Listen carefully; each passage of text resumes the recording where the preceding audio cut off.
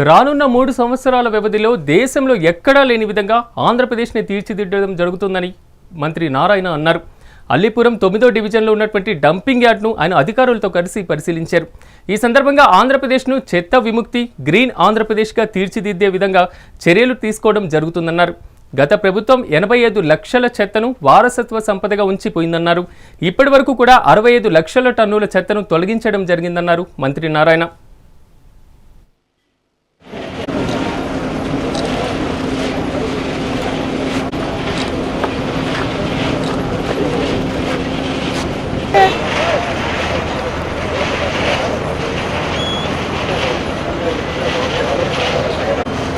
వాళ్ళకి ఏం పని బాటలేదు, వాళ్ళు ఏం మాట్లాడతారో వాళ్ళకి తెలియదు. ప్రజలకి అంతా తెలుసు. చాలా నిక్కచ్చిగా ఆ రోజు ఎవరైతే వచ్చారో వాళ్ళందరికీ ఇచ్చేసాను.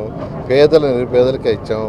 వాళ్ళకి నా మీద మాట్లాడటానికి ఏం లేదు. ఎందుకంటే ఆ స్కూల్ అంత అద్భుతంగా చేసాం.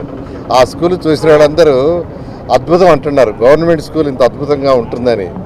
కాబట్టి ఈరోజు వాళ్ళకి ఫుడ్ చక్కగా పిల్లలకు 3 పూట్ల ఫుడ్ పెడుతున్నాం.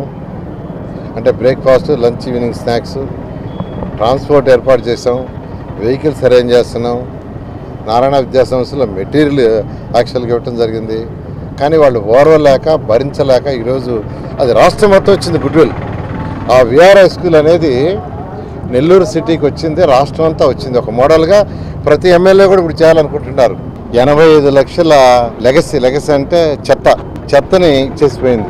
85 లక్షల చెత్త లెగసీ డంప్ యార్డ్లలో పేరుకోపోయింది. అయితే గౌరవనీయ ముఖ్యమంత్రి నారా చంద్రబాబు నాయుడు గారు గత అక్టోబర్ 2వ తేదీ మచిలీపట్నంలో స్వచ్ఛాంధ్ర కార్యక్రమం చేస్తూ అక్కడ మాకు ఆర్డర్ వేశారు. 2025 అక్టోబర్ 2వ తేదీకి, అంటే కరెక్ట్గా 1 ఇయర్ లోపల 85 లక్షల చెత్తను తొలగించాలని, దానికి సంబంధించి అధికారులతో మాట్లాడి రాష్ట్రంలో ఉన్న 123 మున్సిపాలిటీస్లో ఆ చెత్తను తొలగించేదానికి యాక్చువల్గా టెండర్లు పిలిచాం. వాళ్ళకి ఏం పని బాటలేదు, వాళ్ళు ఏం మాట్లాడతారో వాళ్ళకి తెలియదు. ప్రజలకి అంతా